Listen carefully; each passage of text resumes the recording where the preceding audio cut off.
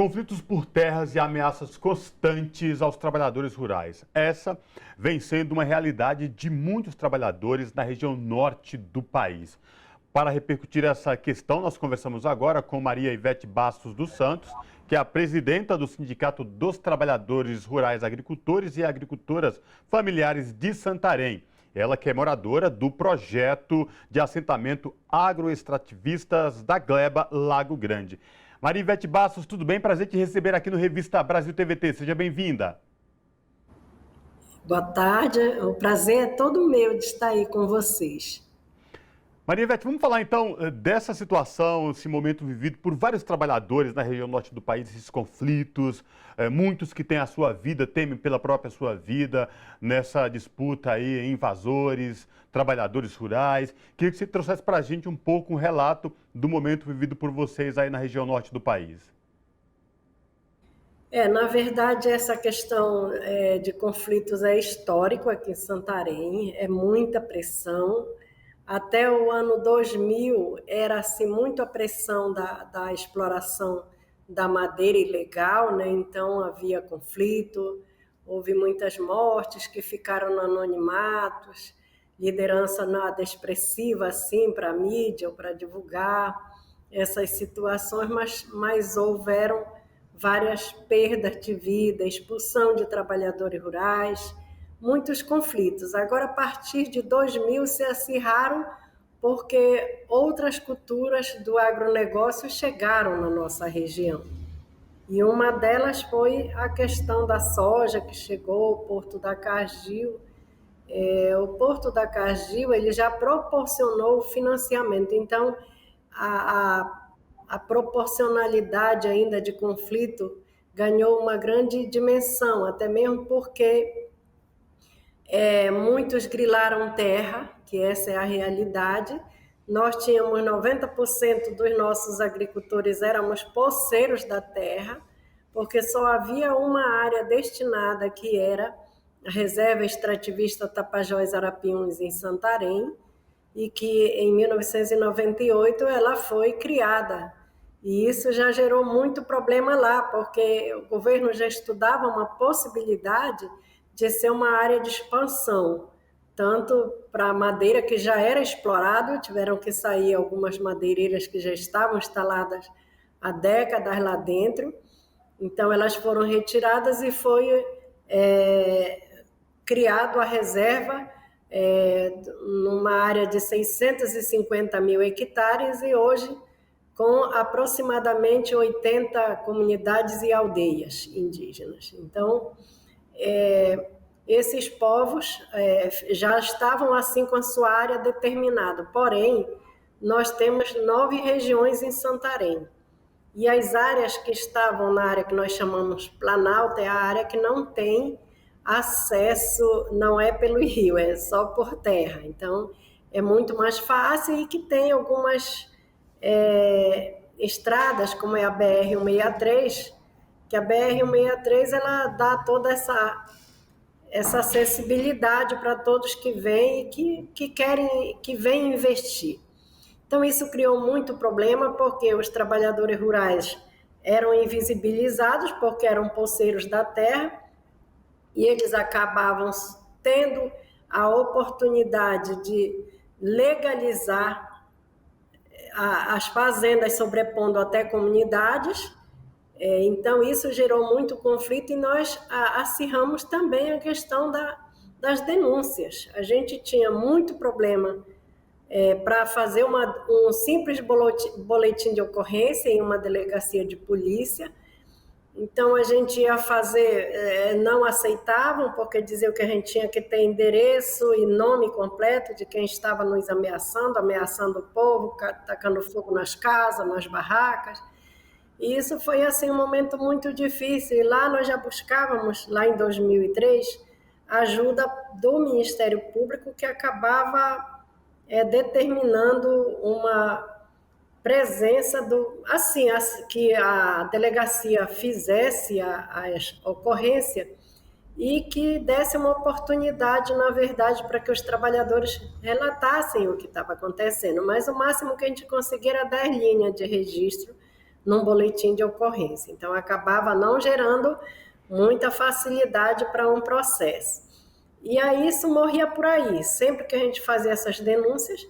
Então, claro, depois de uma CPM da Terra, que eu me expus muito na época, lá em 2005, quando eu citei nomes, aí sim, aí a coisa pegou. Então, já em 2007, já era um nome assim muito marcado mesmo, estava na lista dos marcados para morrer, então tive que me submeter a aceitar um regime de uma proteção policial vinda do Estado, com várias organizações que faziam parte para fazer era assim, tipo uma espécie de seleção, de apuração, para saber se a gente estava realmente correndo risco ou não.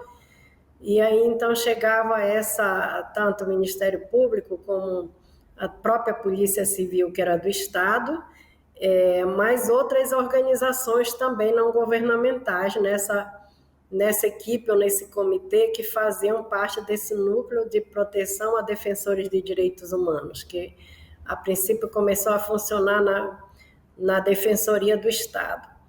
E aí eu tive que passar de 2007 a 2017 sobre proteção policial. Sofri muito, envelheci muito, porque vi minhas companheiras, começando pela irmã Dorothy, que ela foi a mulher que fez a gente acreditar que eles tinham coragem de tirar a vida das pessoas, das mulheres, e esse caso foi muito doloroso para nós, porque era uma pessoa de idade, e a gente nunca vai acreditar e não se convence de que tenham coragem de fazer o que fizeram para a irmã Dorothy, com uma Bíblia na mão. Assim mesmo ela foi cruelmente assassinada, e isso deixou uma comoção muito grande, e também a certeza de que não era brincadeira, e era uma questão. E Maria Ivete, queria aproveitar a condição da senhora como presidenta do Sindicato dos Trabalhadores da região, trabalhadores rurais, para perguntar, nesse contexto todo que a senhora está colocando de violência contra os trabalhadores, como é possível fazer a organização sindical, quais são os desafios